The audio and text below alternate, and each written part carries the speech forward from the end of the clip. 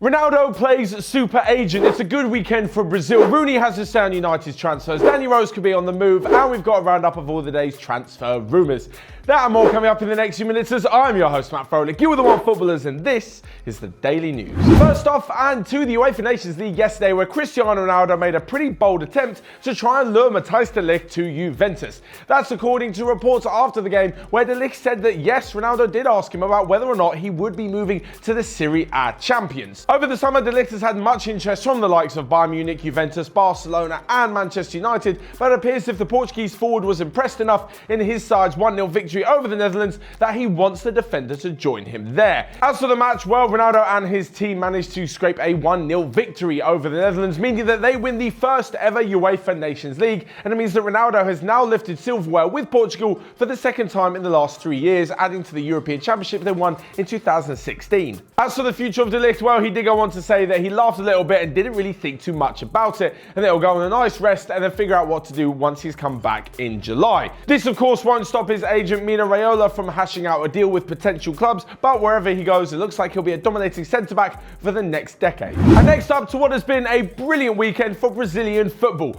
First off, and the men's side finished their warm-up to the Copa America, which starts at the weekend, by thrashing Honduras 7-0. All of this without Neymar, who's of course out for the tournament with the injury that he sustained against Qatar. Gabriel Jesus was on the score sheet, as well as fellow Premier League players Roberto Firmino and Richarlison. But it gets even better for Brazil in the World Cup, the Women's World Cup, and that is because Cristiano managed to score a hat-trick as they beat Jamaica 3-0. Now, in doing so, she became the oldest player in women or men's football to score a hat-trick at the World Cup at the age of 34 years old. She beat Ronaldo's record, which he set last summer in that thrilling draw against Spain when he was 33. They also did this without their biggest player, as well as Marta, the legendary Marta, who is the all-time leading goal scorer at Women's World Cups, was injured as well. So it looks like without her and without Neymar, Brazilian football is still going pretty well. But next up to Manchester United, and you know things are going pretty badly if your former great player and all-time record goal scorer admits that even with the best signings in the world, you still won't be challenging for the Premier League.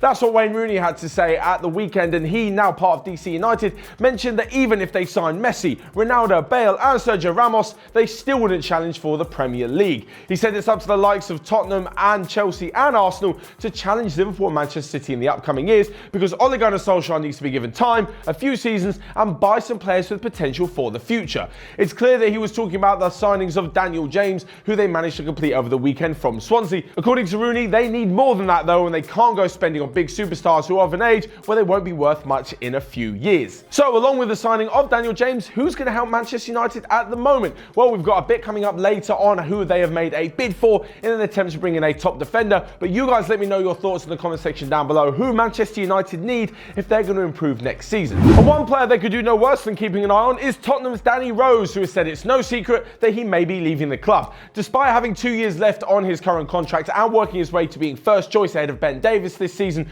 Rose could still be leaving, with rumours that their swap deal will be going on with Everton for their fullback Lucas Digne. He said it's all to do with Tottenham's transfer policy, and when players reach a certain age, well, they're kind of let go by the club. Now, Danny Rose is only going to be 29 this year, so he's hardly old, but if the chance to bring in a younger, better left-back arises, well, Spurs would be foolish not to take it. Rose has been a brilliant servant to the club since joining from Leeds age 16, but it appears that his days may be numbered. As for the replacement, well, of course, they could have Lucas Digne, as I mentioned in that swap deal, and there's also rumours that a massive bid for Fulham's Ryan Sessegnon will be made in the next few days. Despite the teenager not really impressing in his debut campaign in the Premier League with relegated Fulham, it's seen that he does have massive potential and could be the heir to Rose's throne. So last up, we come to a roundup of the day's transfer news, where, as I mentioned before, Manchester United have made a £40 million bid for Crystal Palace's Aaron Wan-Bissaka, although Palace do want around £60 million for him. Elsewhere, West Ham United are interested in Marseille's 24-year-old midfielder Morgan Sanson. Unai Emery has apparently held talks with his former player Thomas Meunier and wants to bring him in from PSG. And lastly but not least, Newcastle are interested in Mainz striker Jean-Philippe Mateta, although the bid they've made is currently £50 million